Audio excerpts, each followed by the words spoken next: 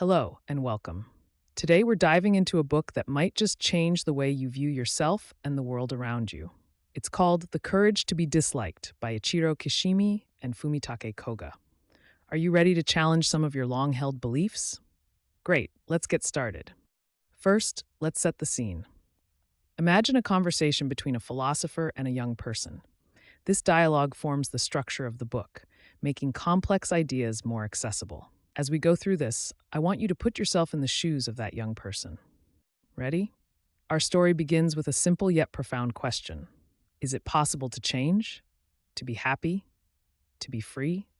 The philosopher argues that yes, it is, but it requires courage. The courage to be disliked. Now you might be thinking, wait a minute, why would I want to be disliked? Well, that's a great question, and it's at the heart of what we're exploring today. The book is based on the theories of Alfred Adler, a contemporary of Freud and Jung. But don't worry, we're not going to get bogged down in heavy psychological jargon. Instead, we're going to break down some key ideas that could revolutionize how you approach life. Let's start with the first big concept, the separation of tasks. The philosopher in the book argues that many of our problems stem from interfering in other people's tasks or letting them interfere in ours. So, here's a question for you. Can you think of a recent situation where you took on someone else's responsibilities or where someone tried to take on yours? Pause for a moment and reflect on this. Now, imagine if you could clearly delineate what's your task and what isn't. How might that change your relationships and reduce your stress? Moving on, let's talk about the idea that all problems are interpersonal relationship problems.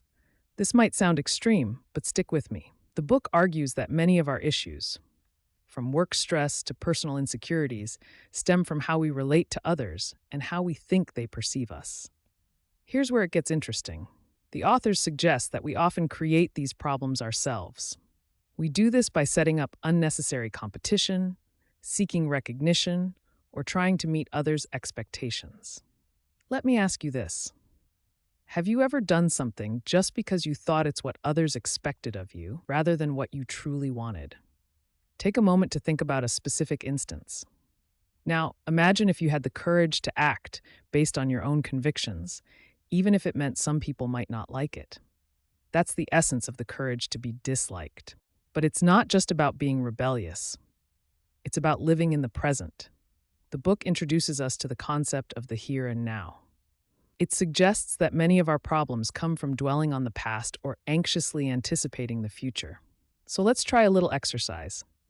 Close your eyes for a moment, if it's safe to do so, and focus on the present moment. What do you hear? What do you feel? This is living in the here and now. The book argues that true freedom and happiness come from accepting yourself as you are, living in the present, and contributing to others. Yes, contributing to others. Surprised? This is another key concept, the feeling of community.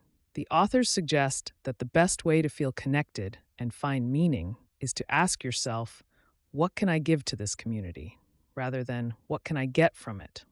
It's a shift from a mindset of lack to one of abundance.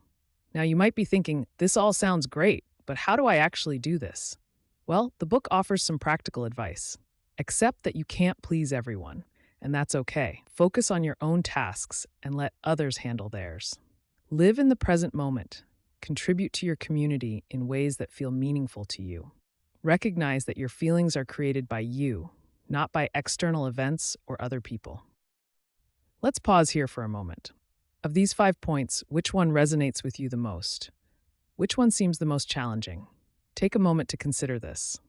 Remember, adopting these principles isn't about becoming selfish or inconsiderate. It's about living authentically and taking responsibility for your own happiness. The courage to be disliked isn't about actively trying to annoy others. It's about having the courage to be true to yourself, even if that means some people might not approve.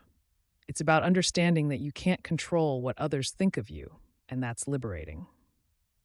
As we wrap up, I want you to consider this. What would your life look like if you had the courage to be disliked? What changes would you make? What would you stop doing? What would you start doing? The journey to applying these principles isn't always easy. You might face resistance from others, sure, but often from yourself. Old habits and beliefs can be hard to shake. But remember, according to Adlerian psychology, you have the power to change your life at any moment. So, are you ready to take the first step? Are you ready to have the courage to be disliked? Here's a challenge for you. In the coming week, try to apply one of the principles we've discussed. Maybe you'll set a boundary or focus on living in the present or look for ways to contribute to your community. Whatever you choose, notice how it feels. Remember, change doesn't happen overnight. It's a process, and every small step counts. Be patient with yourself, but also be brave. Thank you for joining me on this exploration of the courage to be disliked. I hope these ideas have given you something to think about, and more importantly, something to act on.